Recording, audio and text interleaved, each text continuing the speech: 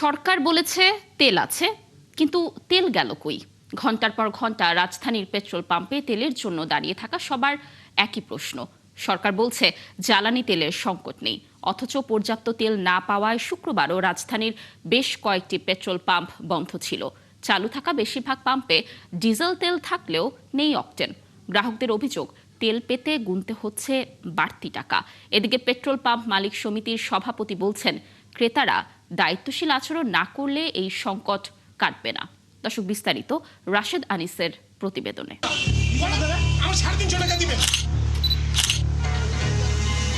মহাখালী থেকে বিজয় সরণি প্রায় ১.৫ কিলোমিটার জুড়ে গাড়ির পর গাড়ি আর মোটরসাইকেল। সন্ধ্যা পেরিয়ে রাত, রাত পেরিয়ে সকাল, তবুও মেলে না গাড়ির জ্বালানি তেল। তেলের অপেক্ষায় থাকতে থাকতে গাড়িতেই ঘুমিয়ে পড়েছেন কেউ কেউ। তেলের সরবরাহে বন্ধ পাম্প। কখন খুলবে পাম্প আর কখন মিলবে তেল, সেই অপেক্ষার প্রহর গুনছেন তারা। বৃহস্পতিবার সন্ধ্যা থেকে পরদিন সকাল পর্যন্ত অপেক্ষা করেও তেল নিতে পারছেন না গাড়ি চালক। দীর্ঘ সময় অপেক্ষার পর যতটুকু তেল পাওয়া যাচ্ছে তাতেও ধৈর্য হারা হচ্ছেন অনেক চালক। স্টে সেফের ডাবল লেয়ার প্রোটেকশনই পিরিয়ডের হেভি ফ্লোর দিনগুলোতে আমাকে রাখে নিরাপদে। Stay safe.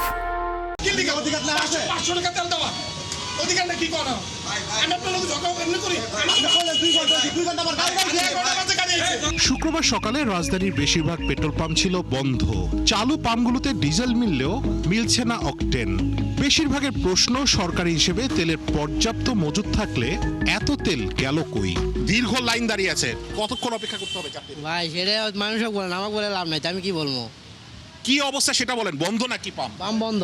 গতকালকে আমরা তেল দিছি, ছিল তেল দিছি, গাড়ি ডিউটিতে গেছে, গাড়ি আসবে, তারপর আবার দেওয়া হবে। প্রত্যেকটা পাম্পে 40টা তেল নিতে গেলে 400 টাকা বেশি দিতে হয়। বিশেষ করে নীলক্ষেত মোড়ে যে পাম্পটা আছে, 14 থেকে 15 ঘন্টা হয়ে গেছে। একটা মানুষ কতক্ষণ দাঁড়াইতে পারে বলেন? ভোগান্তির আর শেষ নাই। আসলে সরকারের কাছে, সরকার বলতেছে যে তেল আছে, সবাই তেল পাচ্ছে ঠিকঠাকভাবে, কিন্তু বাস্তবতা আসলে ওনারা যদি আইসা দেখে তাহলে দেখে যে আসলে তেল আছে কিনা।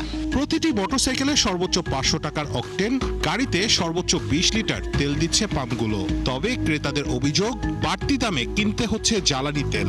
গোপনে সাদা গ্যালনে করে তেল বিক্রির সত্যতা মিলল কোনো কোনো পাম্পে। আগে হেডকোয়ার্টারে পুলিশে রেখে গেছে, আজকে 4 রাতের থেকে নিয়ে পর্যন্ত তারা ঘুরতেছে, তেল পায় না। তার জন্য এটা অ্যাডভান্স রেখে গেছে, জানছে যে আজকে তেল আসবে। পেট্রোল পাম্প সমিতির সভাপতি বলছেন, দীর্ঘ 50 বছরেও তেল নিয়ে এমন অভিজ্ঞতা হয়নি তার। ক্রেতারা দায়িত্বশীল আচরণ না করলে এই সংকট কাটবে না। আমি এরকম অবস্থা জীবনেও দেখিনি। এইরকম অবস্থা ট্যাকেল করার জন্য যেটা করতে হবে সেটা আপনাদের সংযত হতে হবে। আপনারা প্রয়োজনের অতিরিক্ত তেল কিনবেন না। ভুক্তভোগীদের অপেক্ষা, কবে এই দুর্ভোগ থেকে মুক্তি মিলবে? শেষ হবে মধ্যপ্রাচ্যের যুদ্ধ। রাশেদ আনিস, ৭১, ঢাকা।